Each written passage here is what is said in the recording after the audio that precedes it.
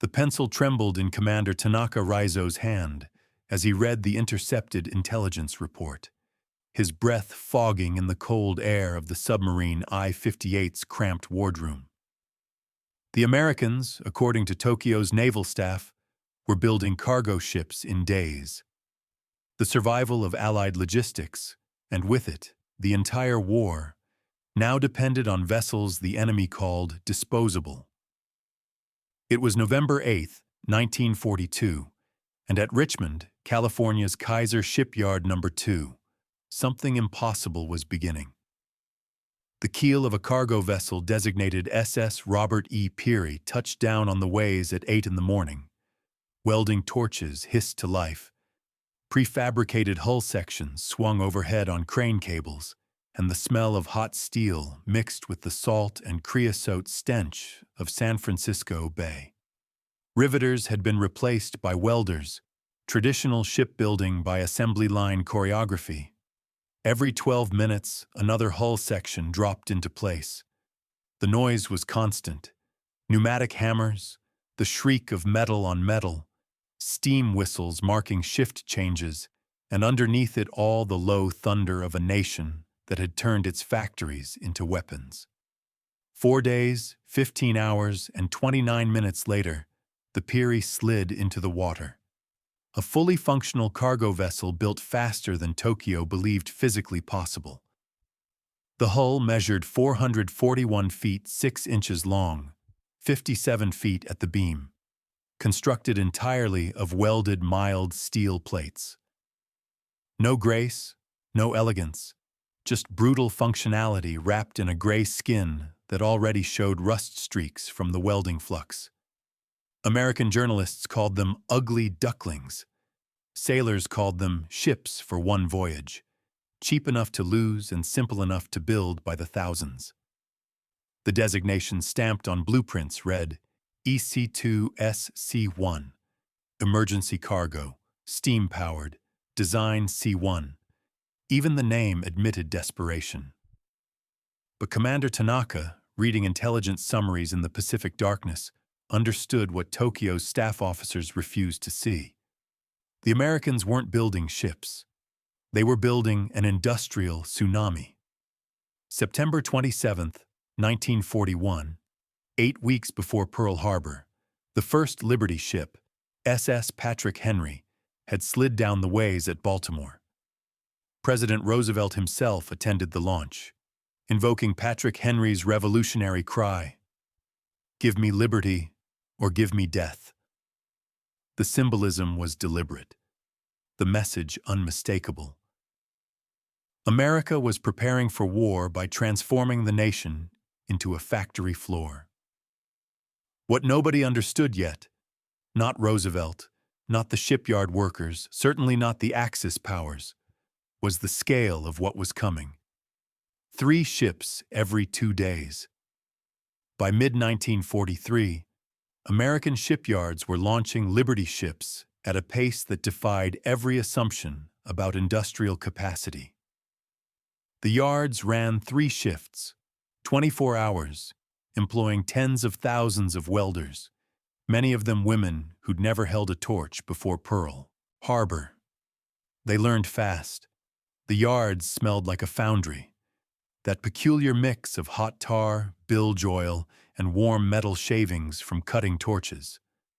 Workers slept in hastily built dormitories, ate in canteen lines that stretched for blocks, and returned to assembly stations where hull sections weighing 200 tons were lifted by cranes and dropped into place with tolerances measured in fractions of inches. Henry J. Kaiser, the industrialist who'd never built a ship before the war, operated 7 major yards employing over 100,000 workers. Each Liberty required 250,000 individual parts manufactured in 32 states and assembled in yards that looked like cities made of steel. The prefabrication method meant components arrived pre-cut, pre-drilled, ready to weld. What had taken 6 months in traditional shipbuilding now took 42 days on average. The Peary's record, 4 days and change, was theater, a carefully staged demonstration. But even the standard pace was staggering. Cost per hull, roughly $1.8 to $2 million in 1940s currency. The program's logic was blunt as a hammer. If a Liberty ship made more than one round trip, it had already paid for itself in the war effort. Sink half of them, and the math still worked. Build faster than the enemy could destroy, and logistics became a weapon no battleship could counter. Japanese naval doctrine, shaped by Mahan's theories and the ghost of Tsushima Strait, worshipped the decisive fleet engagement. Carriers, battleships, cruisers, these were the tools of victory. Merchant vessels were support, background noise, barely worth protecting with the same vigor applied to capital ships. That blind spot would prove fatal. Japan never effectively convoyed merchant tonnage at scale, never built cargo capacity fast enough to replace losses. The Americans, by contrast, were turning convoy logistics into an industrial religion. In the Pacific, Japanese officers read intelligence reports about American mass production freighters with contempt tinged with disbelief. Cheap, disposable, built for one voyage. Surely such vessels would crack in heavy seas, break apart under stress, prove the inherent weakness of democratic industrial methods. Quality, they believed, would triumph over quantity. Bushido spirit would overcome American materialism. They were catastrophically wrong. The Liberty ships were slow, 11 knots maximum, lumbering across oceans like steel turtles. But they were also relentless. Each one could carry 10,000 tons of cargo. Tanks, ammunition, aircraft parts, pontoon bridges, canned meat, medical supplies, gasoline drums, and boxed rations. 2/3 of U.S. wartime cargo tonnage to some theaters moved on Liberty hulls.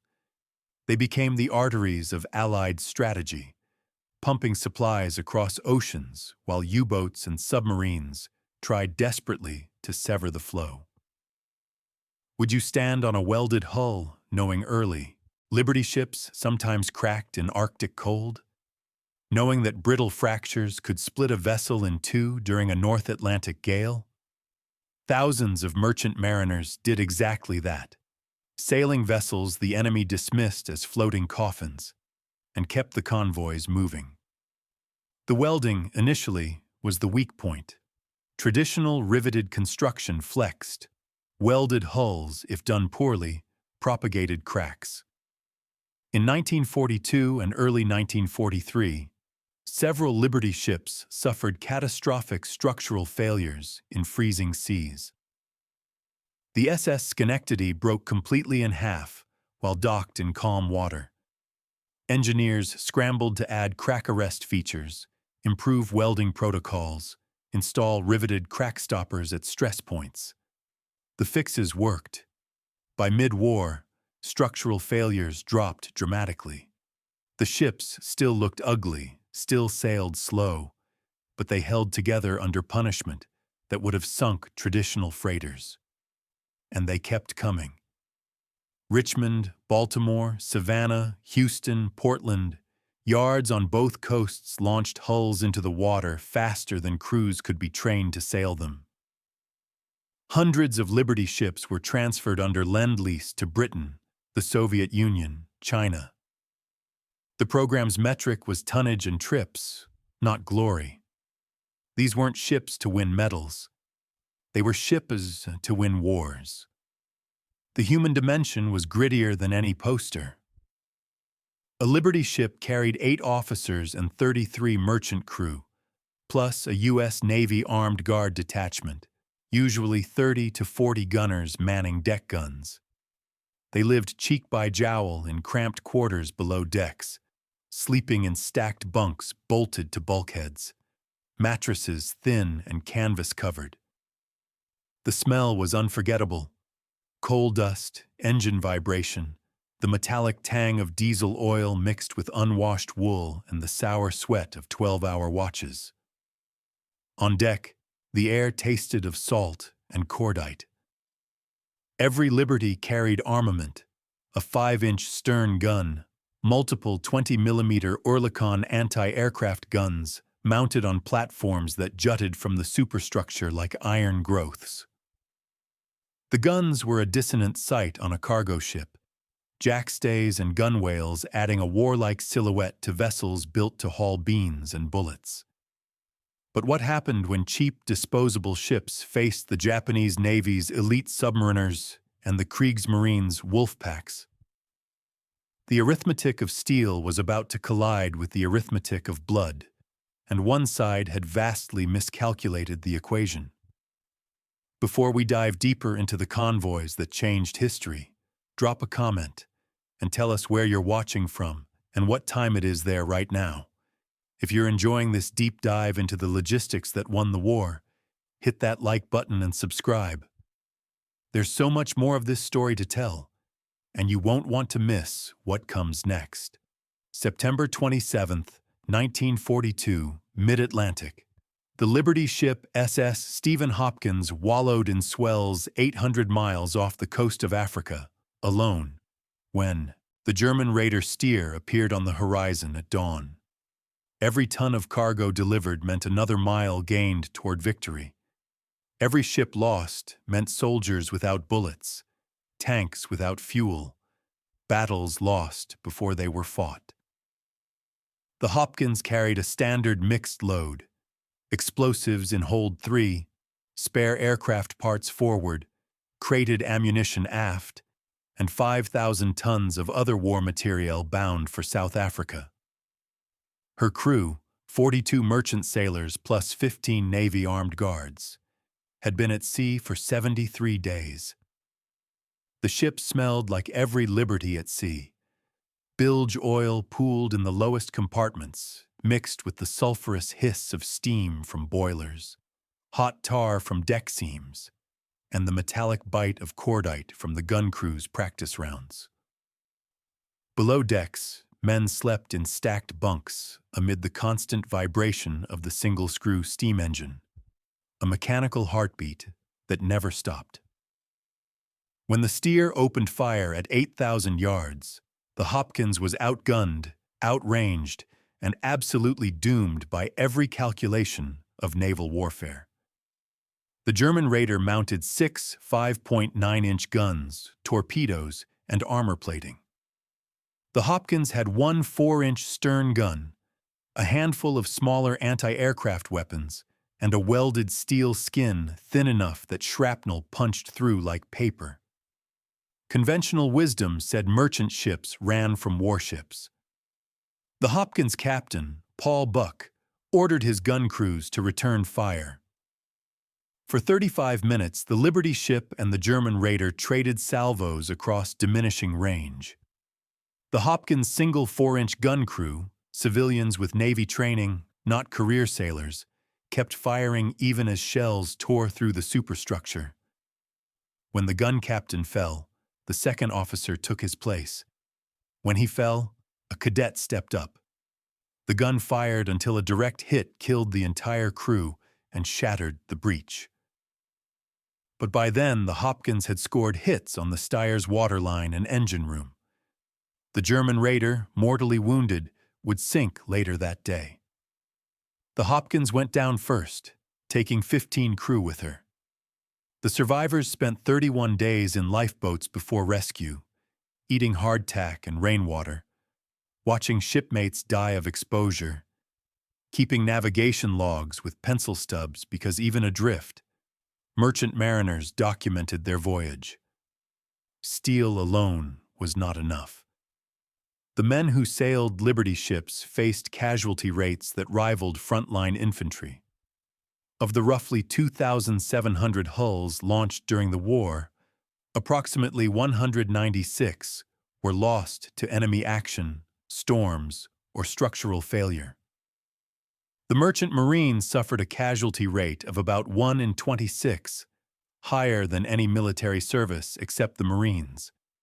Yet recruiting never stopped. Men signed on knowing the odds, knowing that German U-boats treated slow freighters as priority targets, knowing that a torpedo strike in the North Atlantic, meant 4 minutes to abandon ship before hypothermia became a death sentence. Why did they sail? Some for patriotism, some for the wage. Merchant sailors earned more than military personnel, but most for reasons harder to name. The same reasons farmers stayed on failing land. The same reasons soldiers walked into machine gun fire. Because someone had to. Because the convoys had to get through. Convoy duty meant regimented terror. Ships assembled at designated ports, Norfolk, Hampton Roads, New York Harbor, where loading operations transformed docks into orchestrated chaos. A single Liberty hold could be packed with Sherman tanks secured on wooden skids, boxed ammunition stacked to the overhead, aircraft fuselages wrapped in canvas, and pontoon bridge sections lashed with chain.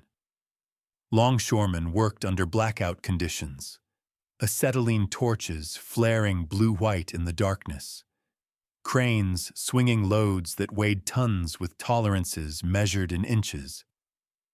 Ports smelled like diesel exhaust, creosote pilings, and the sharp chemical tang of freshly painted hull numbers.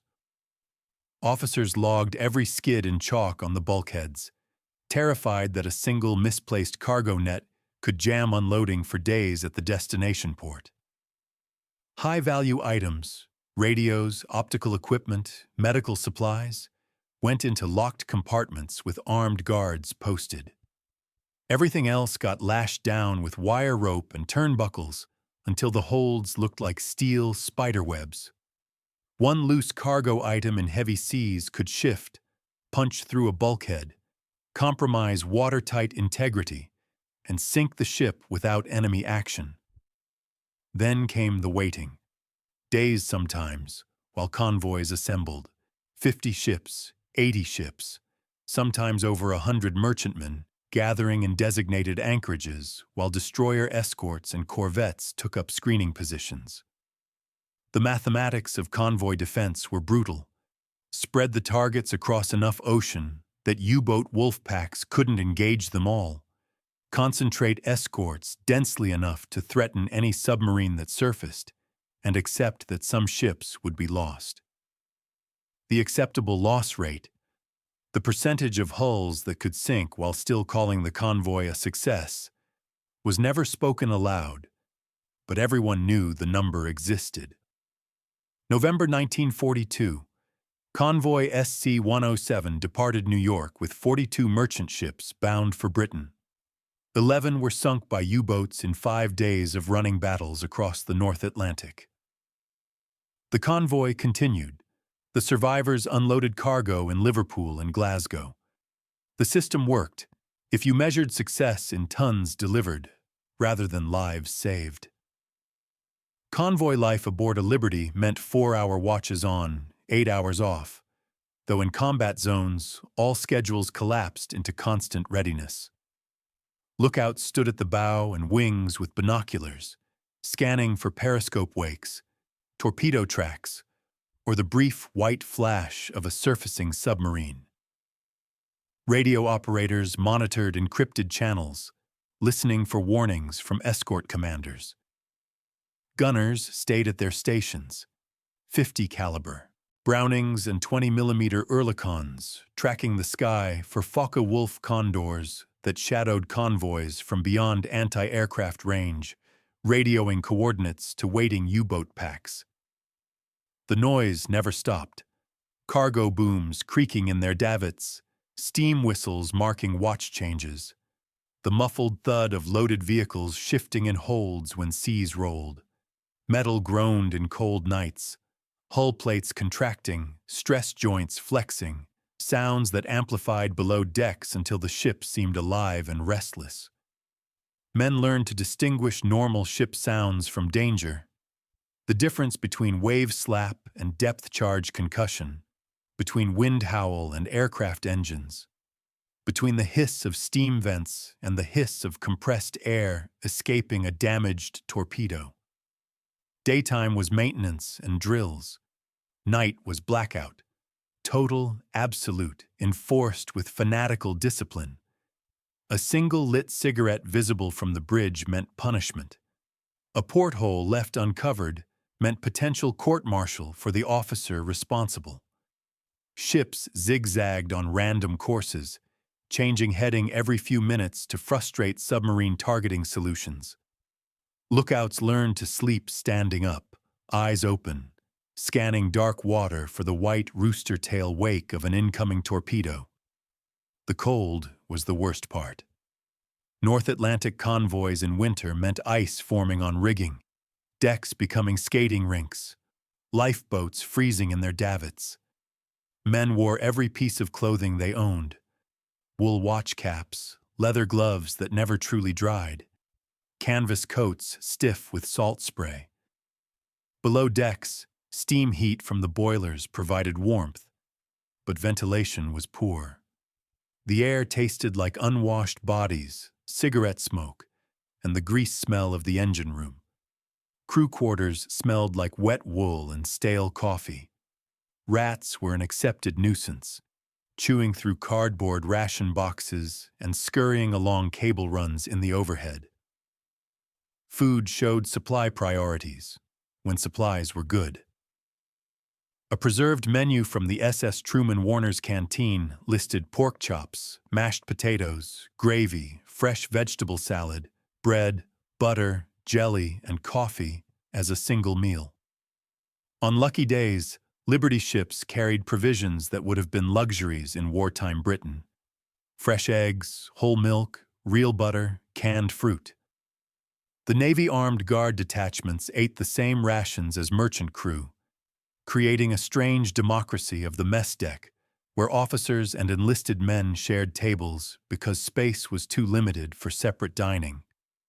But on long convoys, especially those running to Murmansk or around the Cape, rations deteriorated. Salt pork, hardtack biscuits, tinned vegetables that tasted like the cans they came in. Fresh fruit disappeared within weeks of departure. Coffee became the universal currency. Grounds reused until they yielded nothing but brown water, traded between crew members like gold, hoarded in personal stashes hidden in bunks. The social life of a convoy created microeconomies: gambling pools on arrival times, cigarettes exchanged for watch duty swaps, tins of meat bartered between merchant crew and Navy gunners. Small rituals emerged: coins placed under portholes for luck, Bibles kept in the bunk, tattoos commemorating lost shipmates. Superstition flourished in the absence of control. Men who wouldn't admit to religious belief still muttered prayers before entering torpedo-heavy waters. What the Japanese high command never grasped, what their intelligence officers reported but their strategic planners dismissed, was that the Americans had built a system resilient enough to absorb catastrophic losses and keep functioning. Sink 10 Liberty ships, and 20 more arrived the next week. Destroy a convoy, and another sailed 2 days later. The mathematics were inexorable, the logic inescapable. Build faster than they sink. But math alone doesn't explain why men kept sailing. Numbers don't capture the smell of oil-soaked wool, the taste of copper-tang fear when the alarm klaxon sounded, or the particular silence that fell over a ship when sonar pinged and everyone knew a submarine was close. The Japanese Navy was about to learn what industrial warfare truly meant, and the lesson would be written in the logbooks of 1,000 ugly, expendable, utterly unstoppable cargo ships that refused to stop coming. May 3, 1943, Guadalcanal. Captain Yamamoto Hideaki stood on the beach watching American cargo ships unload supplies faster than his own navy could deliver them to Japanese forces anywhere in the Pacific. The war would not be won by superior tactics or warrior spirit, but by the simple question: who could deliver more bullets, beans, and gasoline to the battlefield? The beach at Lunga Point had become an industrial port in 6 months. Liberty ships anchored in the roadstead, cargo booms swinging crates and vehicles to waiting landing craft that shuttled supplies ashore in waves.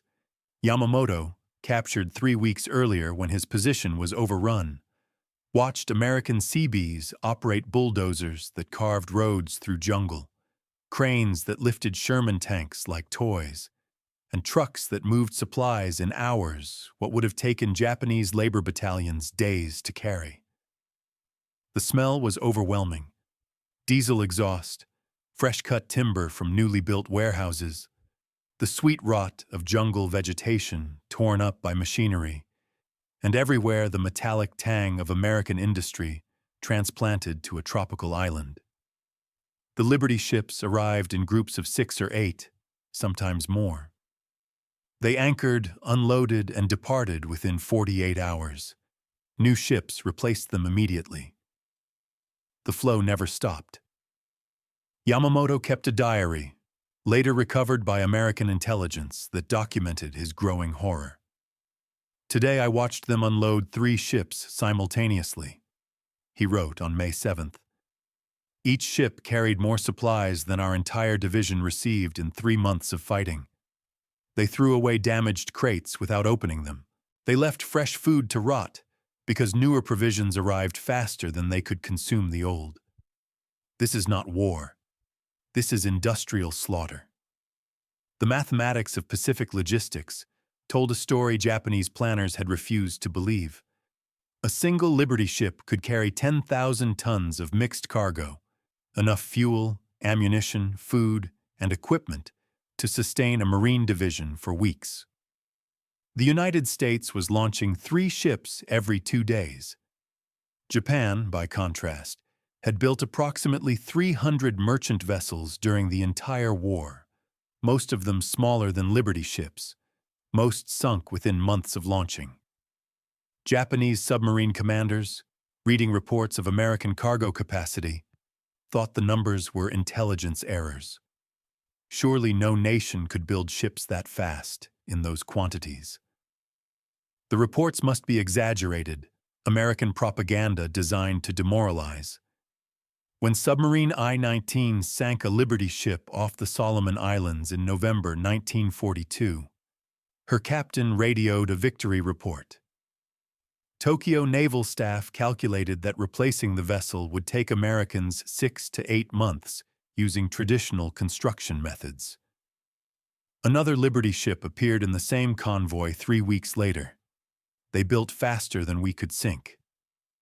The Imperial Japanese Navy had been designed for the decisive battle, the confrontation of battleship fleets that would determine naval supremacy in a single afternoon, just as Admiral Togo had crushed the Russian fleet at Tsushima Strait in 1905.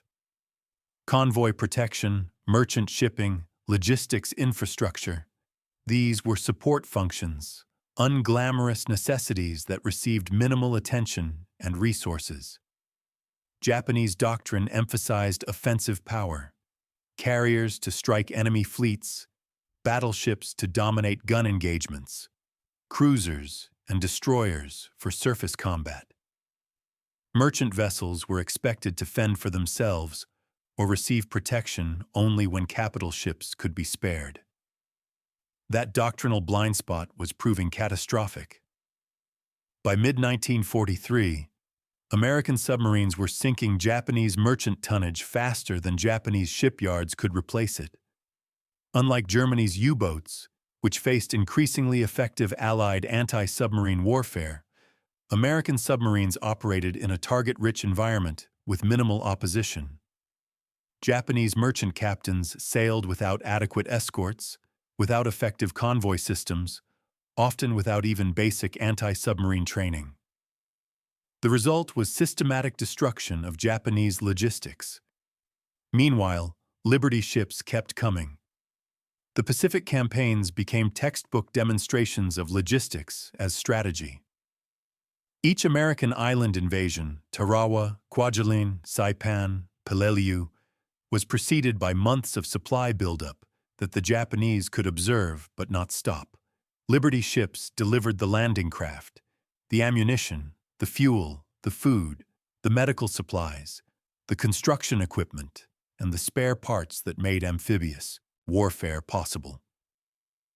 The ships arrived in such numbers that losses to Japanese submarines and air attacks became tolerable, even expected. Sink 5 Liberty ships and 10 more arrived the following week. At Ulithi Atoll in the Caroline Islands, the U.S. Navy created a forward logistics base from nothing. By December 1944, the anchorage held over 600 ships, carriers, battleships, cruisers, destroyers, submarines, and scores of Liberty ships serving as floating warehouses. Repair ships, ammunition ships, fuel tankers, and provision ships created a mobile industrial complex that moved with the fleet. The entire base was supplied by Liberty ships sailing from Pearl Harbor, San Francisco, and Panama, a logistics pipeline stretching 6,000 miles across hostile ocean. Japanese reconnaissance aircraft photographed Ulithi, counting ships that outnumbered the entire remaining Imperial Navy. Intelligence officers presented the photos to staff planners in Tokyo. The response was disbelief, followed by despair. How could any nation support such concentration of force so far from home? What kind of industrial capacity could sustain operations on this scale? The kind built in Richmond, Baltimore, and Houston. The kind that measured production in hulls per day rather than hulls per year. Aboard the Liberty ships themselves, crews experienced the Pacific War as a combination of tropical heat, mechanical endurance, and constant vigilance against Japanese submarines and kamikaze aircraft. The smell in equatorial waters was different from the North Atlantic. Salt spray mixed with diesel exhaust, mildew from damp canvas, the sweet rot of spoiled provisions in inadequately ventilated holds, and the ever-present stench of human sweat in compartments where temperatures exceeded 100 degrees. Drinking water was rationed. Showers were saltwater affairs using seawater pumped through deck hoses, and men developed skin rashes from constant humidity. The SS John W. Brown sailed to the Pacific in November 1943, carrying tanks, artillery, and ammunition for the Tarawa invasion. Her crew, merchant sailors and Navy gunners, lived in spaces where metal bulkheads radiated heat like oven walls. At night, men slept on deck when submarine threat allowed, preferring exposure to enemy aircraft over the suffocating heat below.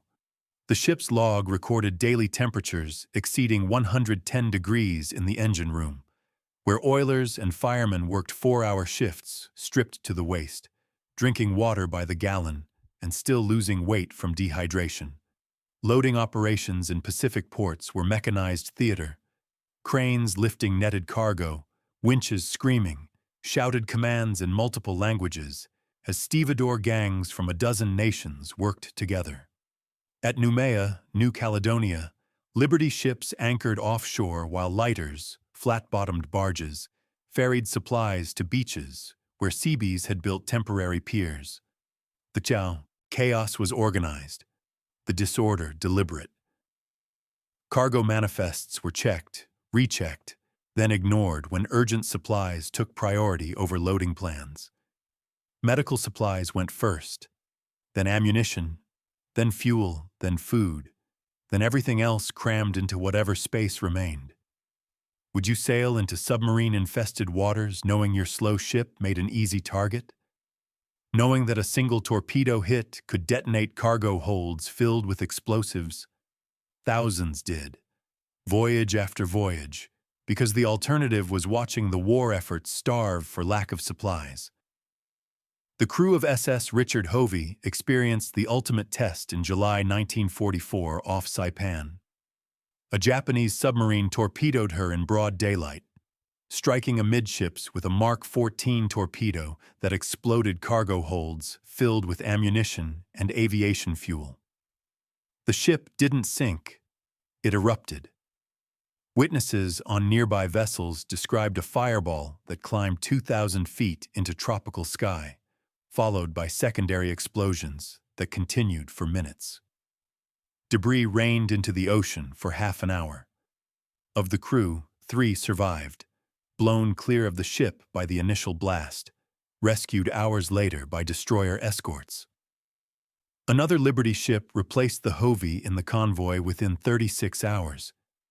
The Japanese High Command, reviewing casualty reports and supply data, finally grasped the fundamental equation of industrial war. Production capacity determined strategic options. No amount of tactical brilliance, no superiority of warrior spirit, no excellence of individual combat arms could overcome an enemy who could build, deliver, and replace material faster than it could be destroyed. The Americans had created a logistics system that was essentially immortal. Kill any single component, and the system regenerated instantly.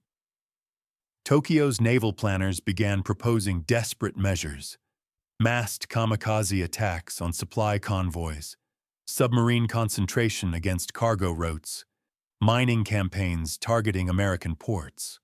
All were attempted. All failed. The Liberty ships kept coming, and with them came the steel, fuel, and ammunition that powered the Allied advance across the Pacific. By early 1945, the industrial imbalance was total. The United States was launching more cargo tonnage in a month than Japan had built during the entire war. American forces in the Pacific consumed supplies at rates that would have bankrupted any other nation's logistics, and still received more than they needed. Forward bases overflowed with stockpiled material. Dumps held ammunition that would never be fired, fuel that would never be burned, food that would eventually be destroyed as excess. The Japanese home islands, by contrast, faced starvation. American submarines had severed the logistics lifeline from Southeast Asia. Rice imports ceased. Oil imports stopped. Iron ore stopped arriving. Japanese industry, already primitive compared to American capacity, began grinding to a halt for lack of raw materials. The vaunted warrior spirit couldn't fuel aircraft or forge steel, and still the Liberty ships came, ugly, slow, expendable, and absolutely unstoppable. The final accounting was approaching, and the numbers would be written not in battle honors, but in cargo manifests and tonnage delivered. August 6, 1945. Tinian Island, a Liberty ship anchored in the harbor, had delivered, 3 weeks earlier, the enriched uranium components that would become the Hiroshima atomic bomb. Industrial capacity had always been the real weapon. The bombs were merely punctuation marks on a sentence written in steel tonnage and cargo manifests. The SS Cape Victory, one of the later, slightly improved Victory-class variants of the Liberty design, had carried among her mixed cargo the cylindrical containers holding uranium-235 delivered to the B-29 base on Tinian as routine shipment number 734 Alpha in her manifest log. No ceremony, no special handling visible to the crew, just another set of crates secured in hold 2 alongside boxed aircraft engines and tinned rations. The ship's crew learned what they'd carried only months after the war ended, when declassified reports filtered into newspapers. By then, the Cape Victory was already in mothballs, one of hundreds of Liberty-type ships anchored in reserve fleets from Suisun Bay to the James River. The mathematics of final victory were written in production statistics that Japanese planners had refused to believe until too late. Between 1941 and 1945, American shipyards launched approximately 2,750 Liberty ships, an industrial cascade that averaged 3 hulls every 2 days at peak production. The total merchant tonnage delivered to Allied forces exceeded 50 million tons. Every invasion, every offensive, every sustained operation in every theater was fed by cargo vessels that the enemy had dismissed as cheap disposables. The final accounting was brutal. Japan lost approximately 88% of its merchant fleet during the war, roughly 8.6 million tons sent to the bottom by American submarines and aircraft. The American industrial response had been to build replacement tonnage faster than any enemy could sink it. Of the roughly 2,750 Liberty ships launched, 196 were lost to all causes, about 7%. The program accepted those losses as planned attrition.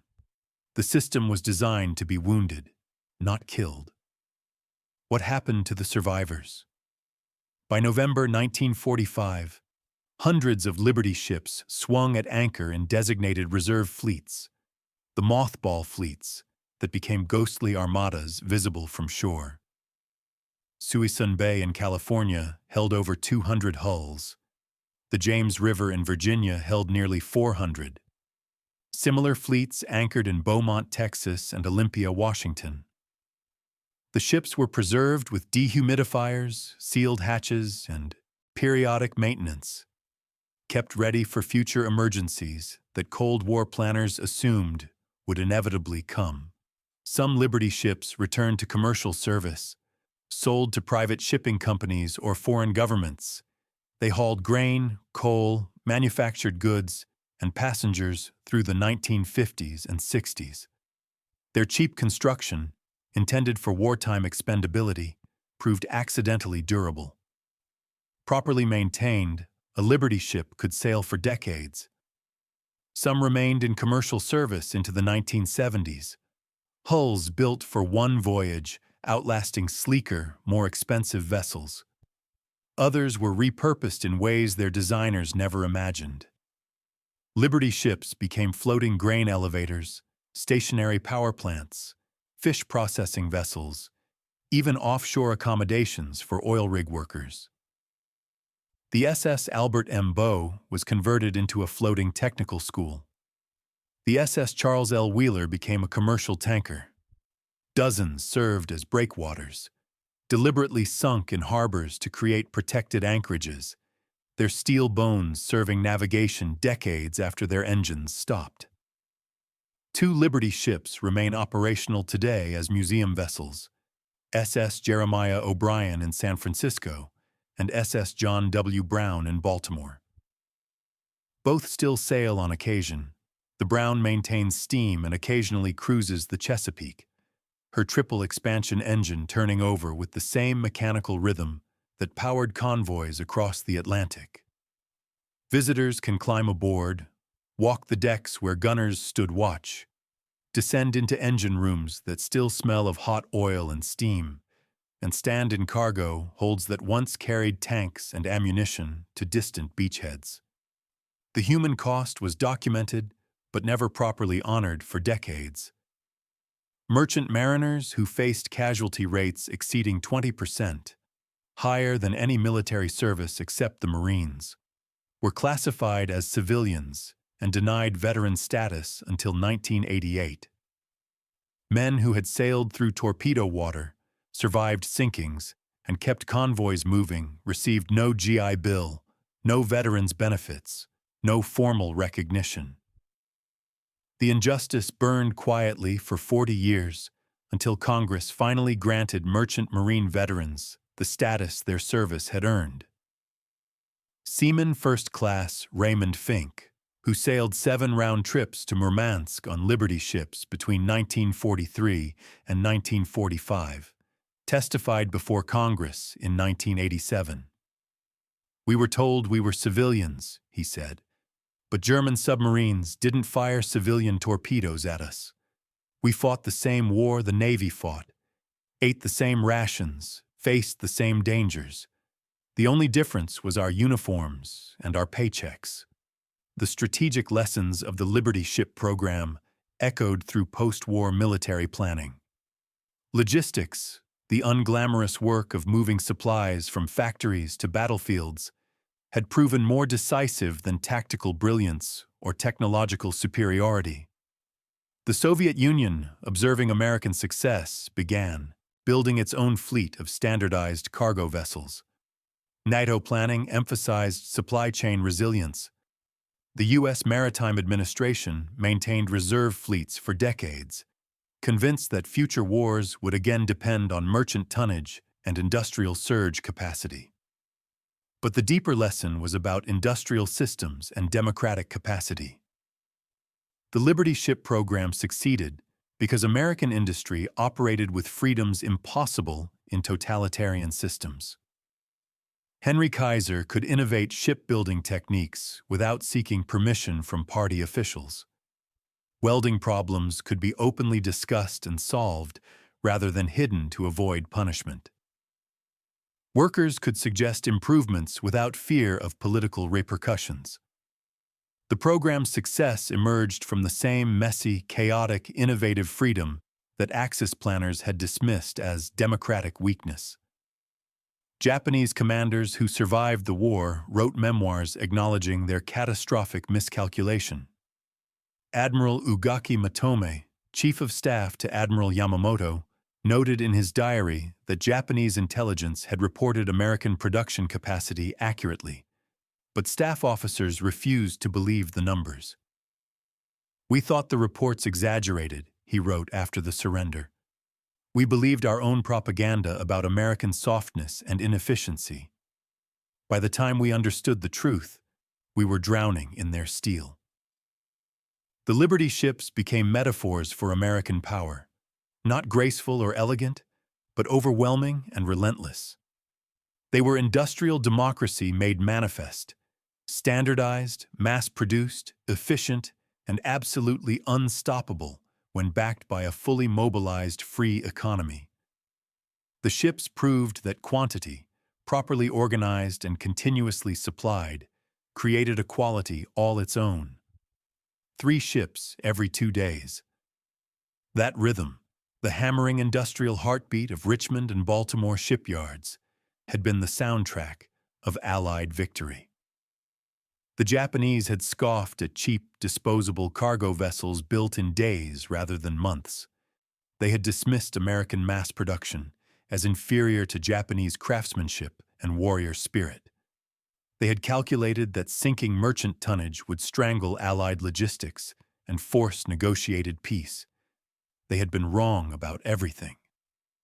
The Liberty ships, ugly, slow, welded together by workers who'd never built ships before Pearl Harbor, had carried the ammunition, fuel, food, and equipment that powered Allied victory across 2 oceans and 4 continents. They had fed Stalingrad, supplied D-Day, sustained island-hopping campaigns across the Pacific, and delivered the components for atomic weapons that ended the war. They had done all this while being exactly what critics claimed: cheap, standardized, mass-produced, and expendable. Because in total war, expendability was a feature, not a flaw. The arithmetic of steel had proven simple after all. Build faster than the enemy can sink, deliver more tonnage than the enemy can consume, replace losses faster than intelligence can count them, and victory becomes inevitable. Not glorious, not elegant, but absolutely certain. The Liberty ships had been industrial weapons in an industrial war. They had demonstrated that free societies, properly mobilized, could outproduce totalitarian states by factors that made military confrontation pointless. The war had been won not by superior tactics or individual heroism, though both existed in abundance, but by the simple, overwhelming capacity of democratic industrial systems to create more material than authoritarian systems could destroy. 60 years later, historians would argue about decisive battles and turning points, but the men who sailed Liberty ships knew the truth. The war had been won in Richmond shipyards and Baltimore fabrication plants, in the minds of engineers who designed prefabrication systems, in the hands of welders who learned their trade in weeks, and in the holds of 10,000 cargo vessels that crossed dark oceans carrying the physical weight of Allied determination. The Japanese had laughed at cheap cargo ships. Then America flooded the seas with steel and changed the world.